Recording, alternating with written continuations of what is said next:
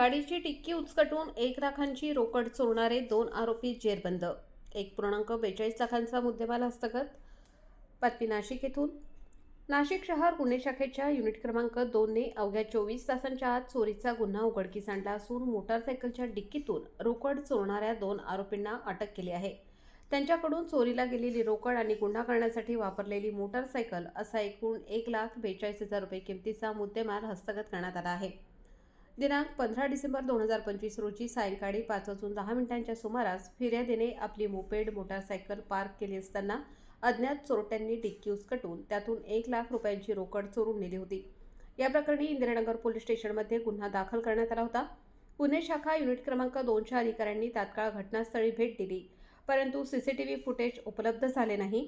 पोलिसांनी फिर्यादीची चौकशी करून ते कुठून आले हे जाणून घेतले आणि त्या मार्गावरील सीसीटीव्ही तपासले.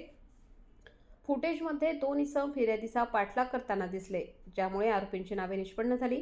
पोलीस उपनिरीक्षक मुख्तार खान पठाण आणि सहाय्यक पोलीस उपनिरीक्षक गुलाब सोनार यांना गुप्त बातमीदारांमार्फत माहिती मिळाली की हे 2 इसम आरोपी वडाळा गावातील दुर्गादेवी मंदिराजवळ म्हाडा वसाहत परिसरात येणार आहेत.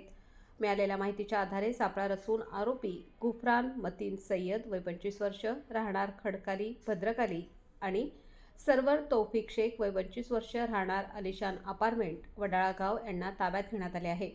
हस्तगत मुद्देमाल आणि उघडकीस आलेले आरोपींनी इंदिरानगर पोलीस ठाण्यातील गुन्ह्याची कबुली दिली आहे.